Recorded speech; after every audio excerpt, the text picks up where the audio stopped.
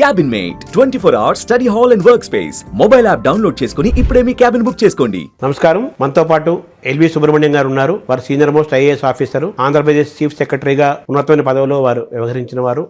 ఎన్నేళ్ల పాటు ఒక ఐఏఎస్ అధికారిగా, ఒక బ్యూరోక్రాట్గా అనేక అంశాలతో అనుబంధం ఉండి వాటి పరిపాలన చేసి భారతదేశంలోనూ రాష్ట్రాలలోనూ ఉన్న పరిణామాలను కూడా గమనించిన వారు.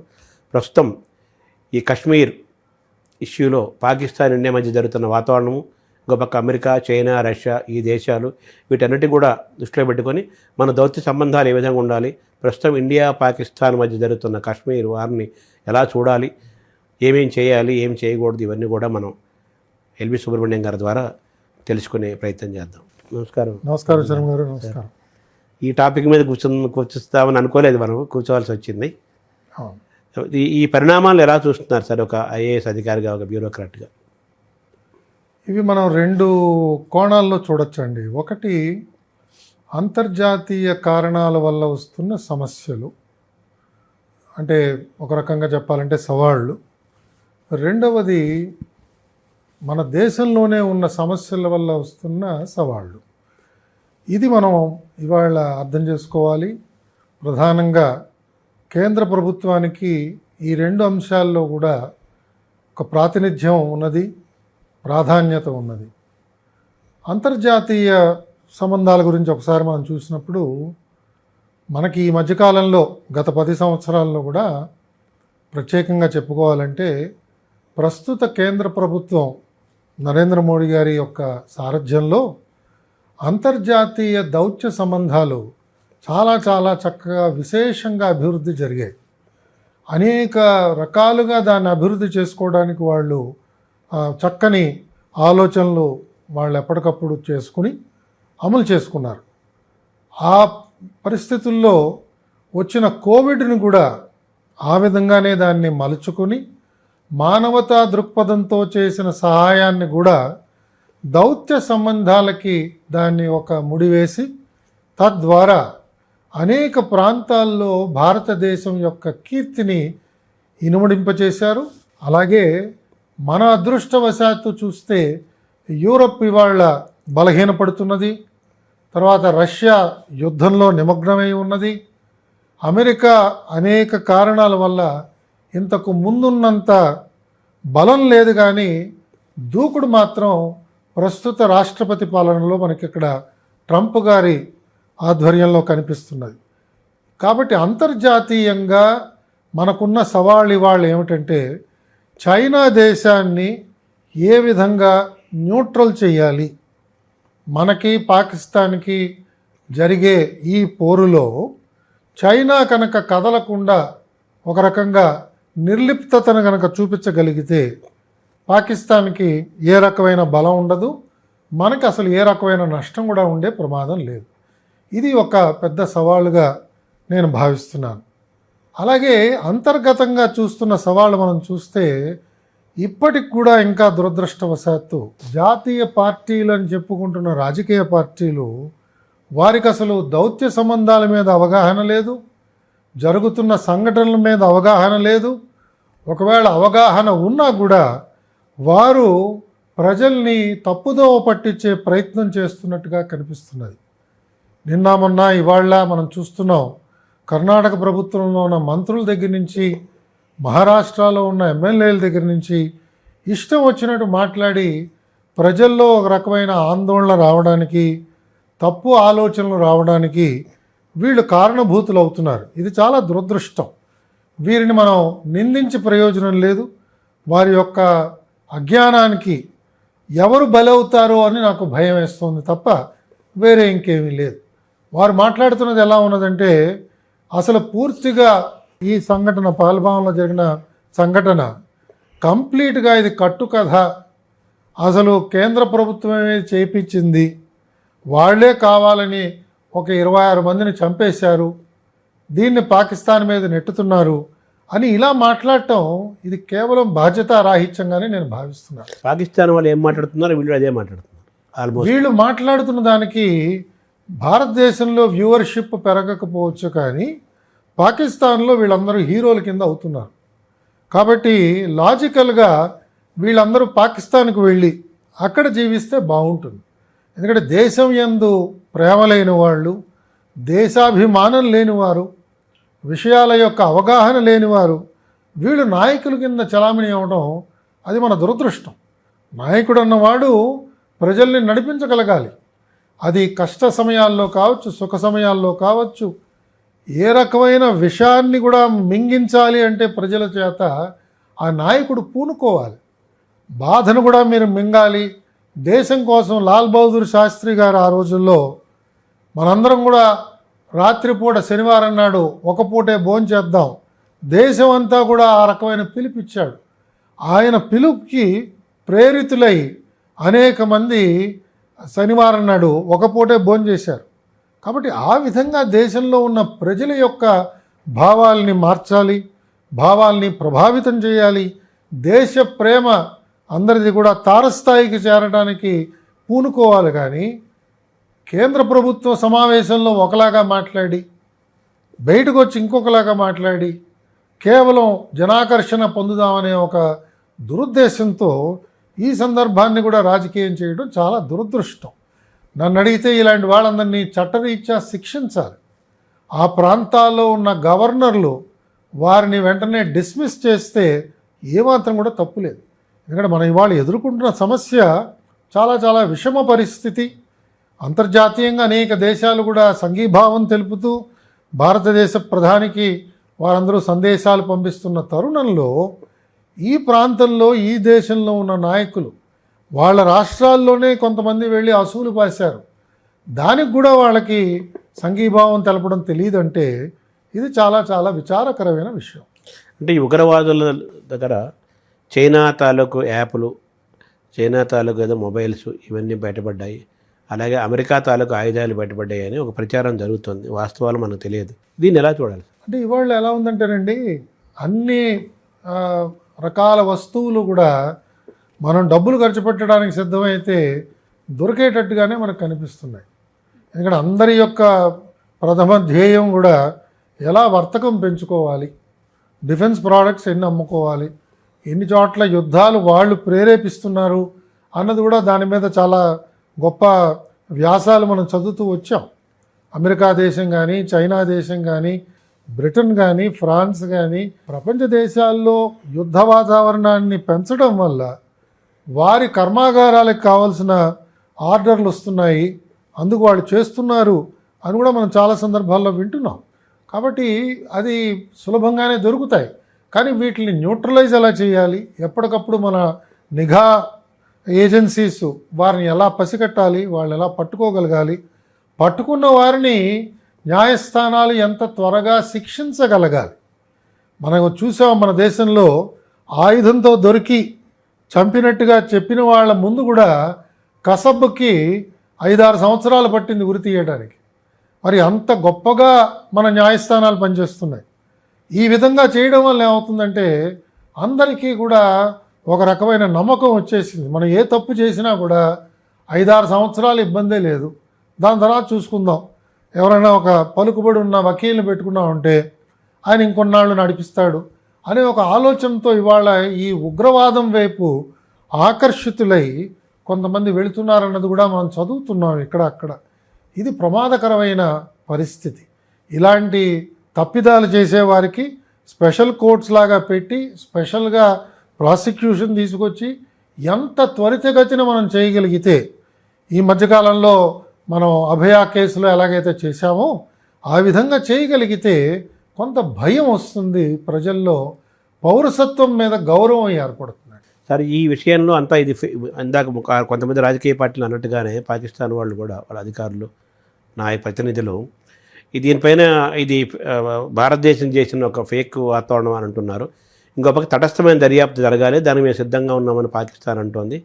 చైనా కూడా ఏమంటుందంటే తటస్థమైన దర్యాప్తు జరగాలి, మేము పాకిస్తాన్కు సంఘీభావం తెలుపుతామని వాళ్ళు విదేశాంగ మంత్రి అన్నాడు, చైనా వాంగ్ యీ అన్నాడు. దీన్ని ఎలా చూస్తున్నారు సార్? చైనా ఎప్పుడు కూడా వాడి చెయ్యి ఎప్పుడు వాడు కాల్చుకోడండి.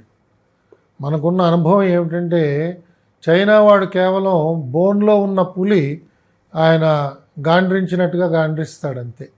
అందుకని ఎప్పుడు కూడా పంజా విసరడు, వాడు బయటకు రాడు. ఎందుకంటే మనం చూసాం గల్వాన్లో కూడా ఆ సమయంలో జరిగిన చిన్న కొన్ని అవాంతరాలు సమస్యల వల్ల అనేక మంది చైనా యుద్ధ సైనికులు చనిపోయారని చెప్పి మనకి వార్తలు ఆ రోజుల్లో వచ్చాయి. వాళ్ళ సైన్యం అంత బలిష్టంగా లేదని, యుద్ధ యొక్క అనుభవం వాళ్ళకి లేదని పదే పదే అందరూ కూడా కూడై కూస్తున్నారు.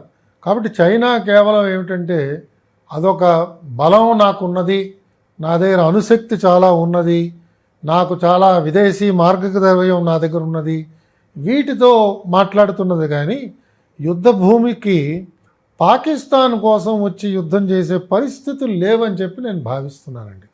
అంతేకాకుండా చైనాకి రష్యాకి చాలా చాలా దగ్గర సంబంధాలు ఉన్నాయి.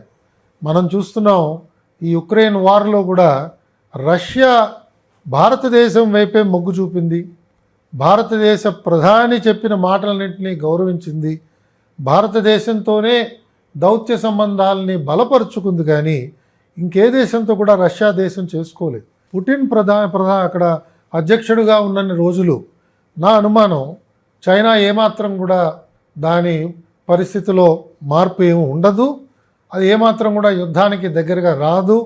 వారు ఇచ్చే ఆయుధాలు అవి ఎంతవరకు శ్రేష్టమైనవో కాదో అన్న దాని మీద కూడా చాలామంది నిపుణులు అనుమానాలు వ్యక్తపరచడం కూడా మనం చదువుతూ వచ్చాం.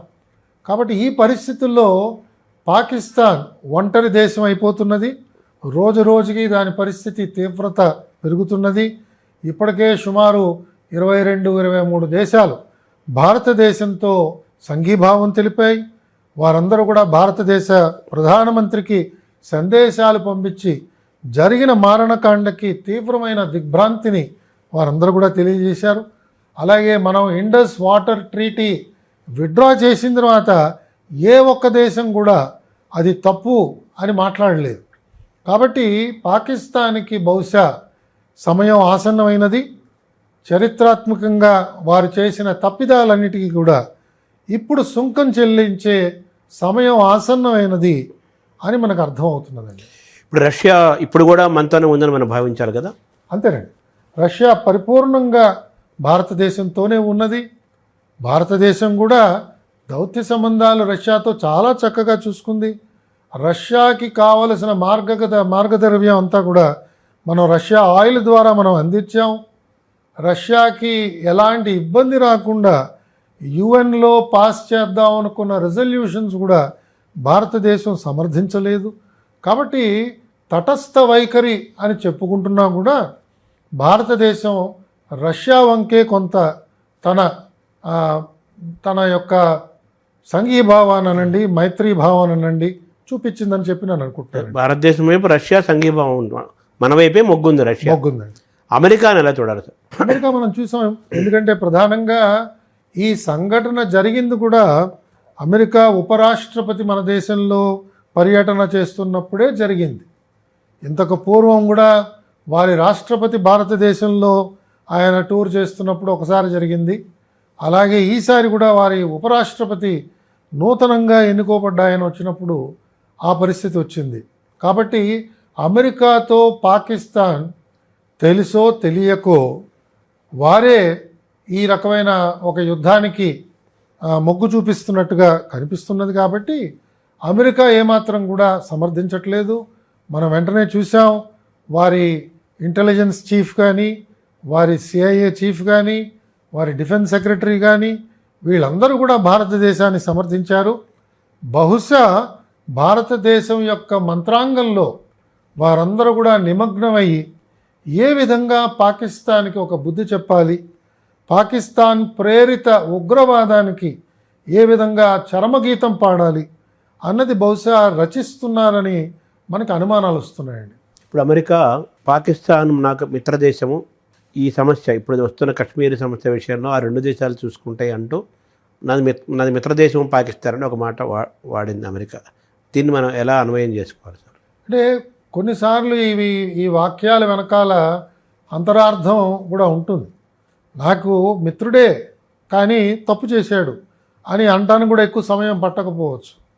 అలాగే వారి ప్రేరణతో ఇవాళ ప్రపంచ దేశాల్లో మనం చూస్తున్నాం ఉగ్రవాదం బాగా పెరుగుతున్నది. యూరప్ దేశాల్లో చాలా చాలా తీవ్ర సమస్యలు ఎదుర్కొంటున్నారు.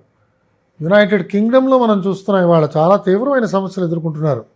అక్కడ ఉన్న ముస్లిం జనాభా అంతా కూడా టార్గెట్ అవుతున్నది. ఉగ్రవాదుల్ని టార్గెట్ చేయడంలో తప్పులేదు కానివ్వండి, పూర్తి ముస్లిం జనాభాని టార్గెట్ చేయడం ప్రారంభించేటప్పటికి దానివల్ల అల్లకల్లోలాలు మనకి ప్రపంచవ్యాప్తంగా తయారవుతున్నాయి. ఇవాళ భారతదేశంలో కూడా మనం చూస్తున్నాం, అనేక మంది ముస్లింలు బయటకు వచ్చి మమ్మల్ని అనవసరంగా అనుమానించకండి, మేము ఉగ్రవాదానికి ఏమాత్రం కూడా ఊతం ఇవ్వట్లేదు అని చెప్తున్నారు. మనకి ఇవాళ జమ్మూ కాశ్మీర్లోనే చాలా ప్రాంతాల్లో ఇలా జరుగుతుంది. ఇవాళ మనం చూసాం, జమ్మూ కాశ్మీర్ అసెంబ్లీలో వారి ముఖ్యమంత్రి ఆయన ఎంత చక్కగా ఉమర్ గారు ఉపన్యాసం చేశారు. ఆయన ఆ ప్రసంగంలో కూడా చెప్పారు, చాలా కేటగారికల్గా చెప్పారు. ఏమనంటే, ఇది సమయం కాదు ప్రత్యేక రాష్ట్రం గురించి మనం మాట్లాడటం, ఏమాత్రం ఇది సబబు కాదు.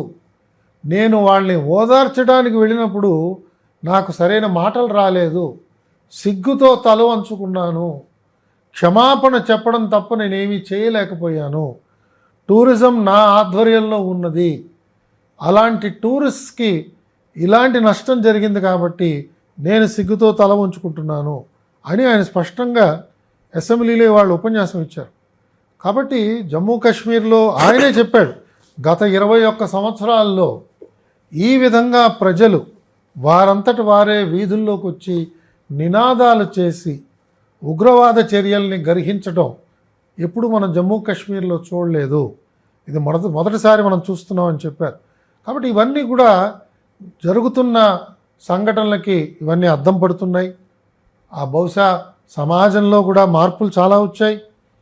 మైకుల దగ్గరకు వచ్చి మాట్లాడే వాళ్ళు బహుశా తక్కువ మందే ఉన్నారేమో, వీరి వెనకాల ఎక్కువ మంది ప్రోత్సహించడానికి ఎవరు లేరని చెప్పి మనం అనుమానించవచ్చు. అలాగే నిఘా ఈ మధ్యకాలంలో బహుశా ఇంకా బాగా పెరిగి ఉండొచ్చు, మనకి తెలియదు.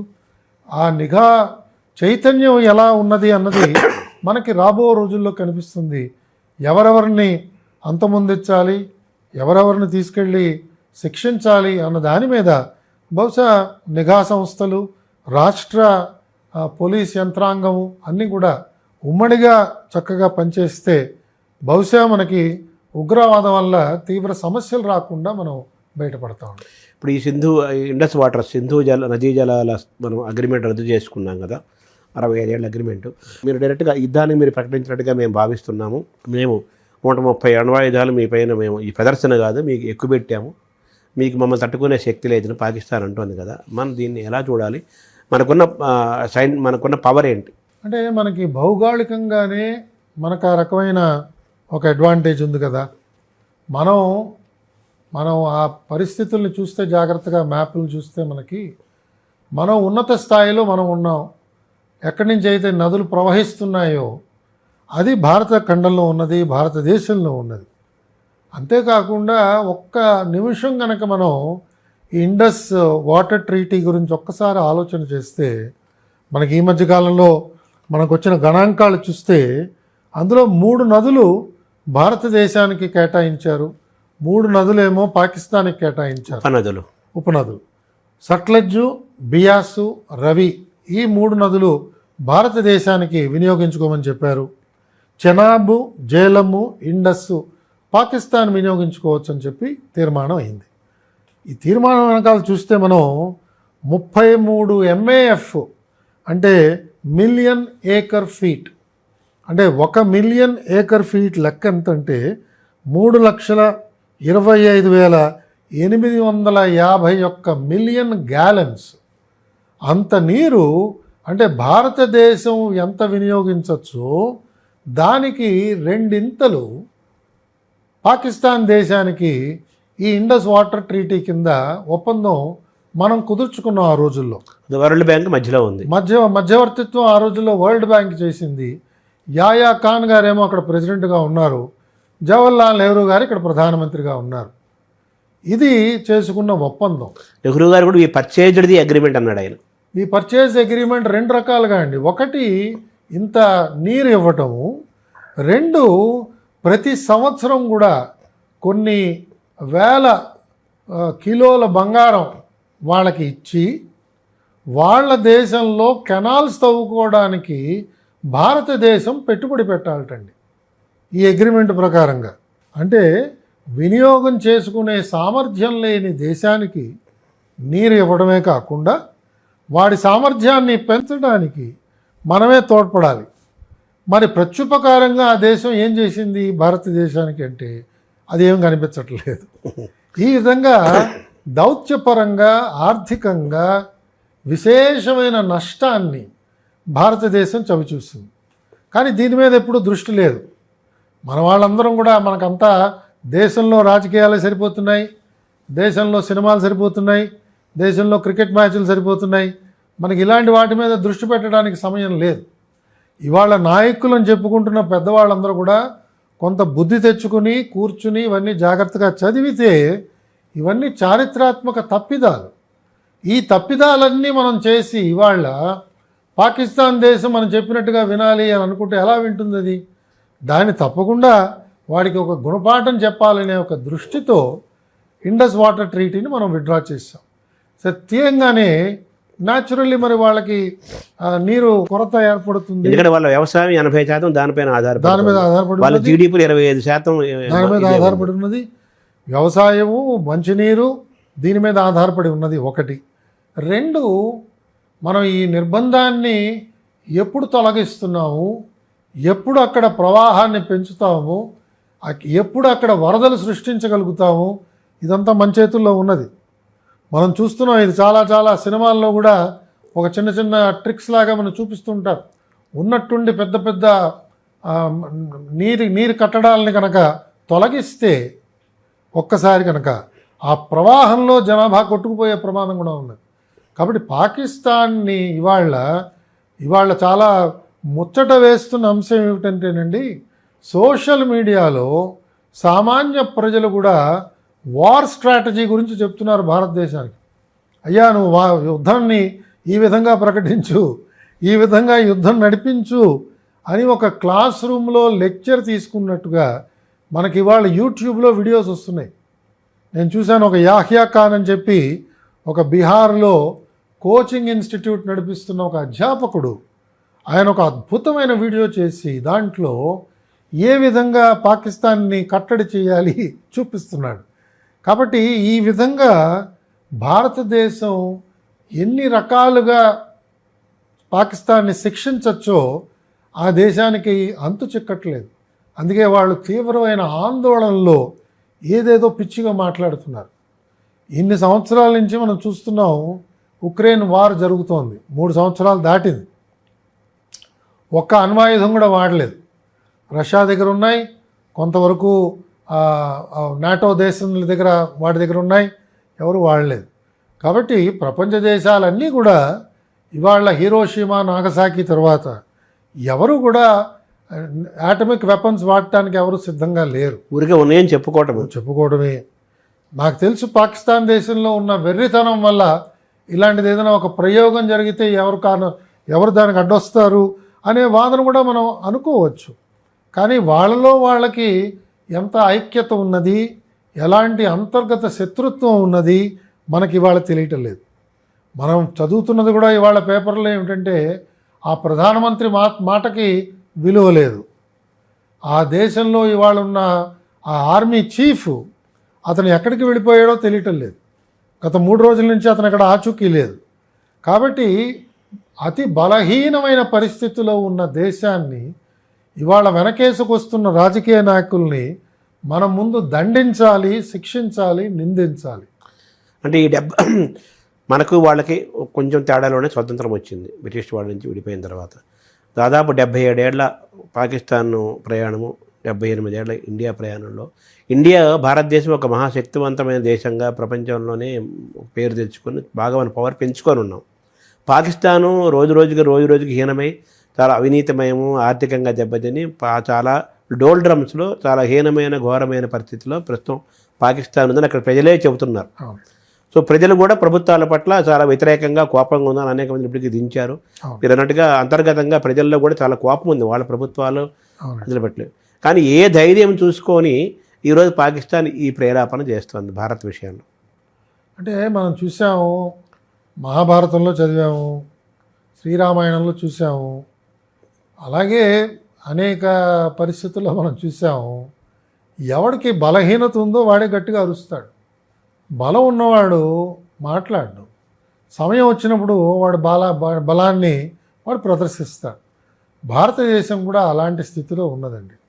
వాళ్ళు మాట్లాడే ప్రతిదానికి కూడా అసెంబ్లీలో వాదోపవాదాల్లాగా ఇక్కడ కూర్చుని మన ప్రధానమంత్రో లేదా మన రక్షణ శాఖ మంత్రో దానికి జవాబులు ఇవ్వడం అవసరం లేదు. ఎందుకంటే మనం చెప్పినట్టుగా, తెలుగులో సామెత చెప్పినట్టుగా, ఏనుగులు వెళుతున్నప్పుడు కుక్కలు మురుగుతాయని చెప్తారు కదా. కాబట్టి మనం అలాంటి బలహీనుల యొక్క వాళ్ళ యొక్క బాధ ఏమిటో మనకు అర్థమవుతున్నది. ఆ దేశంలో అనైక్యత ఉన్నది, సఖ్యత ఏమాత్రం లేదు. వివిధ ప్రాంతాలు ఇవాళ విడిపోవడానికి సిద్ధమైపోతున్నాయి. ఆ ప్రాంతాలలో ఎలాంటి పటుత్వం లేని పరిపాలన జరుగుతున్నది. ప్రజలకి సామాన్యమైన తిను వస్తువులు కూడా పంపిణీ చేసే పరిస్థితిలో ఆ దేశం లేదు. 9 రోజులు మించి ఆ దేశం యొక్క రక్షణ సంస్థలకి వాటికి కావలసిన వార్ ఎమ్యునిషన్ లేదని చెప్పి నిన్న నేను టీవీలో లెఫ్టినెంట్ జనరల్ ఎవరో మాట్లాడుతుంటే విన్నాను. కాబట్టి ఏ విధంగా యుద్ధం చేస్తారు? యుద్ధం అంటే ఏదో అరవడం ఒకటే కాదు కదా. కాబట్టి వారి ప్రతాపం అంతా కూడా మాటల్లోనే ఉంది, చేష్టల్లో ఏమాత్రం ఉండలేదు. తప్పకుండా ఆ దేశం 3 ముక్కలు అవడం తథ్యం. ఆ 3 ముక్కల్లో ఎన్ని ముక్కలు వచ్చి భారతదేశంలో కలుస్తాయి మనం చూడాలి. అలాగే పాకిస్తాన్ ఆక్యుపైడ్ కాశ్మీర్కి బహుశా విముక్తి ప్రకటించే రోజులు ఆసన్నమవుతున్నాయని అందరూ చెప్తున్నారు. మనకి పంచాంగ శ్రవణంలో కూడా చెప్పారు, మనందరం కూడా జ్ఞాపకం చేసుకుంటే ఒకసారి. కాబట్టి పాకిస్తాన్ ఆక్యుపైడ్ కాశ్మీర్ కనుక వచ్చి భారతదేశంలో కలిస్తే అప్పుడు తప్పకుండా విశాలమైన కాశ్మీరు రాష్ట్రం తప్పకుండా ప్రశాంతమైన వాతావరణంలో అభివృద్ధి పదంలో తప్పకుండా అది నడవడానికి ఇంకా బాగా మంచి ప్రయత్నం చేయగలుగుతుందని చెప్పి మనకి వాళ్ళ నమ్మకం కలుగుతుందండి. సార్, ఈ నేపథ్యంలో ఇస్లామిక్ దేశాల నుంచి మనకేం ఇబ్బంది ఉండదంటారా ప్రస్తుతం? మనం అదే వాళ్ళు అంటే కొన్నిసార్లు దైవికంగా సంఘటనలు జరగడం అంటే ఇదే అవుతుంది. మన దేశ ప్రధాని సౌదీ అరేబియాలో ఆయన పర్యటన చేస్తున్నప్పుడే ఈ సంఘటన జరిగింది. మరి తప్పకుండా ఈ విషయాలన్నీ ఆయన అప్పుడే ముచ్చటించుంటారు అక్కడ. మనం చూసాం ఇవాళ ముందెన్నడూ లేనట్టుగా ఇవాళ భారతదేశం యొక్క కోరిక మీదకు ఇవాళ సౌదీ ప్రాంతంలో హిందూ దేవాలయానికి వారు స్థలం ఇచ్చి సాకారం చేసి ఆలయ నిర్మాణానికి కూడా సహకరించారు. సౌదీ దేశంతో కానీ ఇతర మిడిల్ ఈస్ట్ దేశాలన్నిటితో కూడా ఇందాక మనం మాట్లాడుకున్నట్టుగా దౌత్య సంబంధాలన్నీ కోవిడ్ సమయంలో చాలా చక్కగా విశేషంగా భారతదేశం అభివృద్ధి చేసుకున్నది. మన ప్రధానమంత్రి గారు అనేక పర్యాయాలు ఆ దేశాల చుట్టూతా కూడా వారు వెళ్ళారు, మాట్లాడారు, వారితో మంచి సంబంధాలు పెంచుకున్నారు. కాబట్టి తప్పకుండా నేను అనుకోవటం ఈ దేశాలేవి కూడా పాకిస్తాన్ని సమర్థించవు. ఈ దేశాలన్నీ ఇంతకు పూర్వం వారందరూ రుణ సహాయం చేశారు కాబట్టే పాకిస్తాన్ కొంత ప్రతాపాన్ని చూపించగలిగింది. వీరందరూ కూడా ఇవాళ ఎవరు సిద్ధంగా లేరు ఆ దేశాన్ని సమర్థించడానికి. కాబట్టి భారతదేశానికి బహుశా ప్రస్తుత పరిస్థితుల్లో దౌత్యపరంగా కానీ ఆర్థికంగా కానీ వేరే రకాలైన ఏ ఇబ్బందులు కూడా ఏ దేశం నుంచి కూడా మనం ఊహించుకోవట్లేదు. రక్షణ పరంగా కానీ కేవలం టర్కీ ఒకే ఒక దేశం, మన దేశం అంటే కొంచెం దూరం పెట్టుకుని మాట్లాడుతున్నది. ఇరాన్ దేశం కూడా నిన్న మొన్న మనం చూసాం. ఇరాన్ అధ్యక్షులు కూడా భారత ప్రధానితో మాట్లాడి సంఘీభావం వ్యక్తపరిచారు. కాబట్టి ఏ ఇస్లామిక్ దేశం కూడా పాకిస్తాన్ వెంట లేదు. వారిలో కనుక తెలివితేటలు ఉంటే, ఇంకా వారు కనుక పెద్దరికాన్ని గౌరవిస్తే వెంటనే వారు వెళ్ళి అమెరికానో రష్యానో ప్రాధేయపడి ఎవరైతే ఉగ్రవాదాన్ని ప్రేరేపిస్తున్నారో వారి దేశంలో వారందరినీ కట్టకట్టి తీసుకొచ్చి ఏ ఢిల్లీలోనే బాంబేలోనో వాళ్ళందరినీ దింపేసి దేశానికి అప్పచెప్పి వాళ్ళతో మాకు ఏ రకమైన సంబంధం లేదు, మీరు శిక్షించుకోండి మీ న్యాయస్థానం ప్రకారంగా అని చెప్పగలిగిన నాడు ప్రపంచ దేశాలన్నీ పాకిస్తాన్ దేశాన్ని సమర్థిస్తాయి. పాకిస్తాన్ దేశం యొక్క పునర్నిర్మాణానికి అందరూ కూడా సహకరిస్తారు.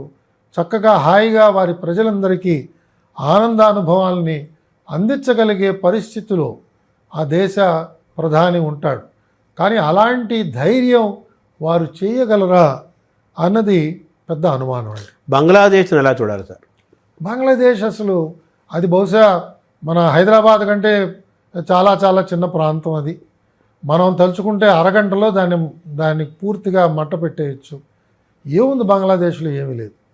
కాబట్టి బంగ్లాదేశ్ కేవలం మనం నిదానంగా ఉందాము, మనకి జరుగుతున్న పరాభవాల్ని మనం దిగమింగుకుందాము, దౌత్యపరంగా మనం కొంత ఓపిక చూపించాం. కానీ బంగ్లాదేశ్కి ఎలాంటి సైనిక సామర్థ్యం లేదు, వారు మన ఏ రకంగా కూడా బెదిరించగలిగే పరిస్థితులు లేరు. సో ఓవరాల్గా మీరు చెప్తున్న మాటలు బట్టి చూస్తే పాక్ ఆక్రమిత కాశ్మీర్ తిరిగి భారతదేశానికి సొంతమై విశాల భారతదేశము, ఒక విశాల ప్రత్యేక కాశ్మీర్ రాష్ట్రము ఏర్పడే ఒక సుముహూర్తాలు సన్నివేశాలు దగ్గర పడ్డాయని మీ వ్యాఖ్యలు నేను అనుకుంటున్నానండి. వ్యాఖ్య ద్వారా అలాంటి పరిస్థితులు మనకు అనిపిస్తున్నాయి. ఈ పరిస్థితుల్లో మన దేశ పౌరులందరూ కూడా సంఘటితం అవ్వాలి.